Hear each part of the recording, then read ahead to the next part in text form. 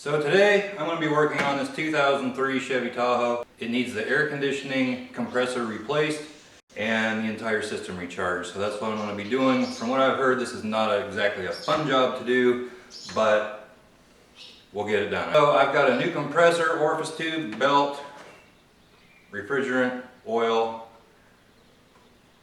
coffee. Most important thing. I have got my new compressor, the orifice tube. We got 6 cans of Freon, which I won't need all 6, but I got a pretty good deal on it. My oil, belt. I don't know, I think that's all. Hard at work again. Good morning, Mops. Come on. Here we go.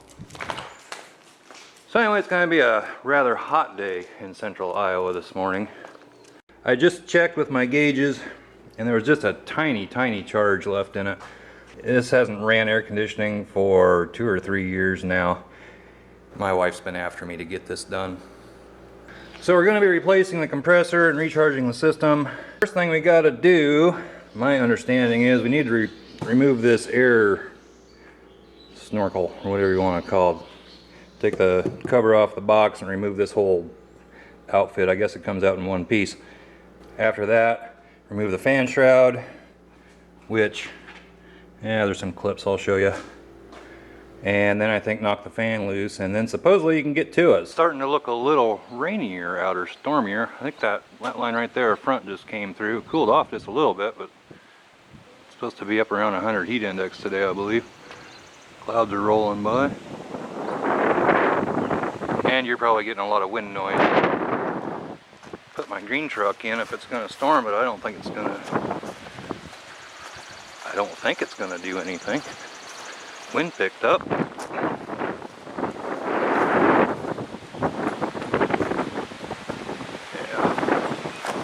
I think that front came through, but I don't think it's really going to do much storming. What are you doing? Ding dong. So I guess I'll get back to work. So to get this air snorkel tube off, there's 4 Phillips head screws over on the air box. One here, oh you can see it, one here, and then there's one down there and down there. Pretty easy to see. There's a hose clamp here that attaches the throttle body, so that's got to come off. Let's make this easier. So loosen up that hose clamp. And these 4 screws.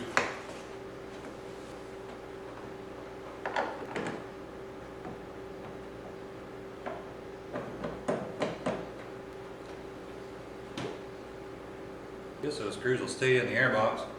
And you have to take this electrical connector off, which you just pinch this together, and that'll come off. I think it'll come off now. And we're out. Next, you need to take this shroud off, which there's some little clips. All you do is you pop the round center of it up, and then they release. It's actually not a bad design. Then you got 2 10mm bolts up top. Of course, they come out hard all the way. Now I think this fan shroud will come on out. Here are these little tabs I'm dealing with. This goes down through the hole. You can see that. It goes down through the hole like that. And this goes down in the middle of it. And when it does, it spreads that out and holds them together. Now we'll see if we can get it out of here. Okay. You need to take the fan off, which there's a big nut on the back side of it. I'm going to use a big crescent wrench. Take your BFH and you just tap this to break it loose. There we go.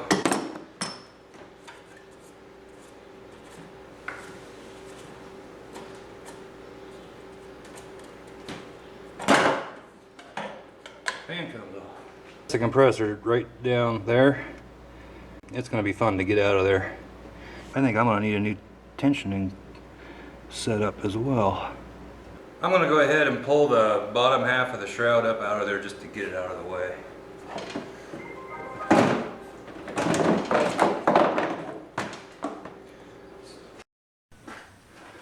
The next thing I did is I removed that bolt right there that attaches the lines to the compressor. That's a 13mm bolt. There's another one back behind there. That one right there you can get with a swivel and an extension. That one back there I'm going to have to finagle out just with a wrench, I'm afraid. So that's what I'm doing next. So I got the lines removed from the compressor. You can see right there. That bottom one, it isn't really hard to get out. It's a little time consuming because you just can't get a wrench in there very good to get it, but take your time and you will get it. Now, the mounting bolts for the compressor, you got one back there. There's one, I think you can see it right down in there. And then there's two on the bottom, which ought to be fun to get out. Still pretty excited, and it's getting hot. The bolts that hold the compressor on are 15mm. I got this back one out, pretty much. It wasn't very hard to get to. And I don't think the front one's going to be bad, but those bottom ones may be a bitch. I'm going to go ahead and take those off. I mean, they're pretty simple to look at anyway. Getting to them might be another thing. I'll let you know how it goes here in a minute. Top one's not bad. I got it out pretty much. It's a bit longer than the back one, so I guess you probably want to keep these in order. The back one was a short one and the front top one was a longer one. The setup I'm using is just this, I'm using a 1/2-inch drive with a swivel and a socket. And that's, so far, that's all I've used. I gotta crawl underneath and see what that's gonna take. Well, I got this piece of shit finally out of here. Whoever designed this thing just was ridiculous. Those bottom two bolts, the front one's not horrible, the back one is just a pain in the ass. And then the front one, you're gonna have to leave in because they don't give you enough room to take the bolt out. They barely give you enough room to get it out of the threads and work this out. It's a pain in the butt. Well, here's the old compressor, and as you can see, the clutch is all shot out. It's just shit. It still turns, not very easy, but it turns. But good grief, this was a major pain in the ass. I think while I'm in there, I'm going to get a new tensioner assembly, the arm and everything for it. $35 for that, but while I'm in here I might as well replace that. I didn't realize I had so much crap on my face in that last shot, but anyway, yeah, it's getting to that. You have to get up underneath there and just barely, you can turn about a quarter of a turn each time with your wrench. You just cannot get anything on that bolt. Anyway, I'll show you what I'm doing here.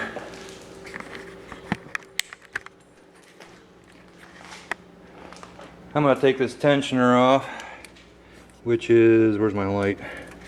Right there. There's a bolt down, you can see it, a bolt down there. And another one, where the hell did it go? Oh, now back in, I don't know if you can see in there. Anyway, there's two bolts in there. I think they're 15mm, just like what I took out, but I'm not 100% sure. So I was wrong on the bolt size for these. At least I used a socket that was a, what size socket did I use? 5/8 to get these two bolts out of this idler pulley, which, as you can see, has seen better days. It's pretty, I don't know if you can hear that.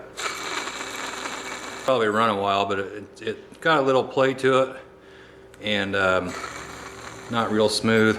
Also, the tension isn't incredibly strong. I got a new one. Grand total of 36 something. And it's much better. And the tension is quite a bit stronger on it too. So I'm going to stick this back on and then start working backwards as far as putting the compressor on. Hopefully it goes on a little bit better than it came off. Just a bad design on GM's part as far as this goes. Sometimes I think the people that design this stuff just, they never have to work on it. So I don't know, this is ridiculous. They could have easily mounted it up over here somewhere or something, but this is crazy. So I'm gonna go ahead and mount this back on there. Have I mentioned I wasn't looking forward to this job? Got the new idler pulley put on down there, you can see her. And like I said, there's 2 bolts on either side of that. Get that back on. They're not too hard to get to. Hard part's gonna be getting this compressor back on. Well, after a lot of time and a little bit of frustration, I got the compressor back on. The hardest part about the compressor, getting it on and off, are those bottom bolts. The bottom bolts on that are the toughest. You know, there's a top one, another top one between those 2 hoses right down there. And then 180 degrees on the bottom are 2 just like them. When I removed them, I took the bottom ones off from under the vehicle. You actually can, well, I don't know if you'll be able to see them, but you actually can get to the back one if you have a good swivel from the top. You can slide it just right down in through here into there, and you can get on that bolt. The front one is another story. Yeah, I did put that one in from the bottom, and when you do that, you're turning your wrench about 1/4 of a turn every time. It gets old, but it can be done. It seems impossible at times, but it can be done. Not a fun job, but now I've just got to hook the cooling lines up to the compressor, put a new orifice tube in, and then I'm going to pull a vacuum and hope everything holds. Now to remove the orifice tube in this, you got to take, you can see them, this line and this line, the connection right there. You got to take that loose. It takes a 19 and a 23 millimeter wrench to get that apart. And then the orifice tube is up inside of this line. I might have to get a pick or something. Well, a pick didn't work on this one, so I had to get some needle nose pliers around backwards and then grab onto it. And then to put in the new orifice tube, you just do the reverse. Stick it in the line. Well, I jumped ahead just a bit. I got the new orifice tube in, and I got my, I cut my finger. Got my manifold gauges set up with the high side, low side. And I'm pulling a vacuum on it right now. You want to hook these up and then open them up, screw them down so it presses the Schrader valve in there, so it basically has access to the system. And then hook your yellow, this line, that goes down to your vacuum pump. Turn your vacuum pump on and then open both of these up, pulling about 30 inches of vacuum. So I'm going to let this run for a good hour and then come back, and then I'm going to shut everything off, close the manifold gauges, and see if we have any leaks. So I think we're good to go, I hope. So I'm going to take a little break. I need to get all this stuff put back together as well, along with putting the new belt on, which that should be pretty simple, but actually I'll do that before I put any of this stuff on and make it even easier. Well, it's been about a half hour now, pulling a vacuum on that, and now I'm going to put the belt back on that. Pretty simple. You put a 3/8 ratchet down in the tensioner, and you can, I think it pushes that way. So anyway, kind of like putting a serpentine belt on, we just got to go around this and this. So pretty simple. So I'm going to go ahead and do that, and I might put the fan shroud and the fan back on. I'm pulling the vacuum, got it shut off, and it's holding vacuum, so that's good. I got everything all put back together, and now I'm going to put a thermometer in a vent, and I think we're ready to start charging this turd.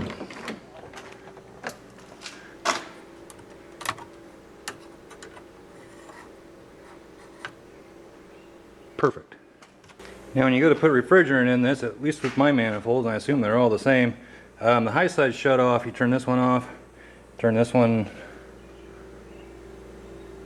let's see, yeah, you open this one, or close this one,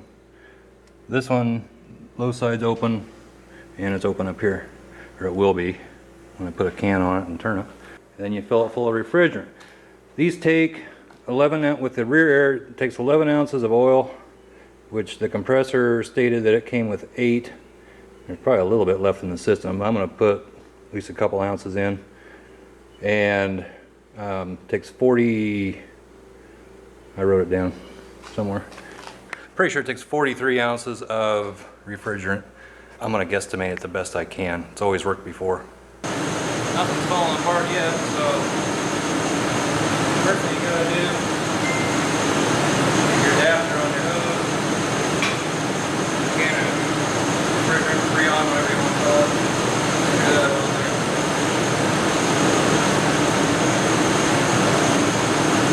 Cover the can.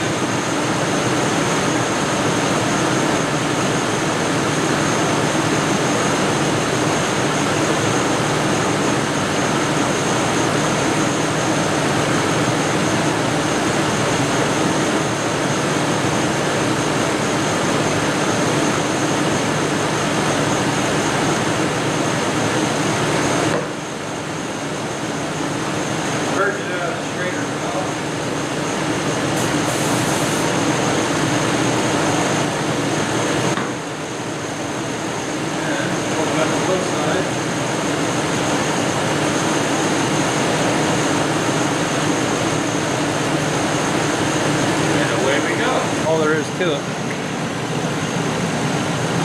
Each can's 12 ounces, so it's going to take almost 4 cans. Not quite. I'll bring you back here in a minute. Okay, well, we got almost 4 cans in, not quite. I left a little in that last can. Everything seems to be okay. The pressures are just over 50 and just under 250.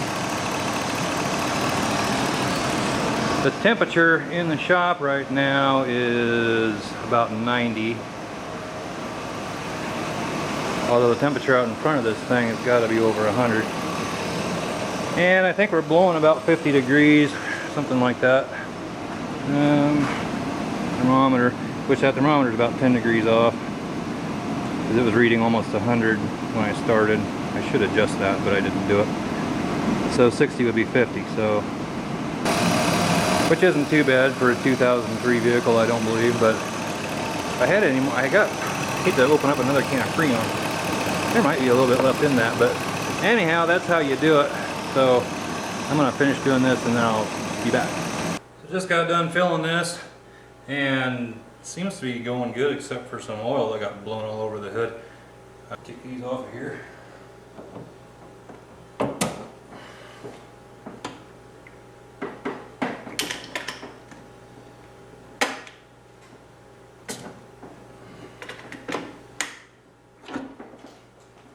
That's how you do it.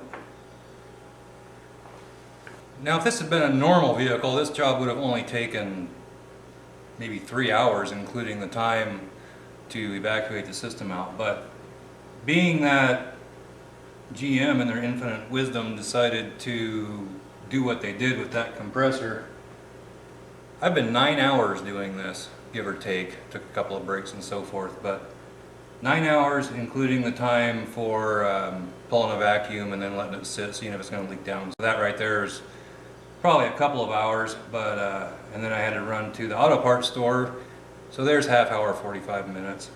You know, looking back, it doesn't seem like a bad job, but I know at the time it seemed impossible. It was just, you just couldn't get to anything. I'm hoping I don't have to do this again. I hope it doesn't go crashing out. I'm hoping we buy a new car here pretty soon. But it still runs good, and now the air conditioner works. So anyway, now that this is done, I guess I could have plugged in the MAF sensor. That's why it was idling slow, I don't know. Either that or I'm just not used to it. Decorative crap that goes on top of the engine, which is supposed to have a bolt right there, but it got stripped out, so I just pulled it off and now it just pops on, which is how they should have done it in the first place. The next thing that I'm going to be doing is the flare side. Am I going to start on it tomorrow? I don't know. Maybe. I hope this was helpful. If you like this video, give it a thumbs up, hit that subscribe button, and we'll see you next time. Bye-bye.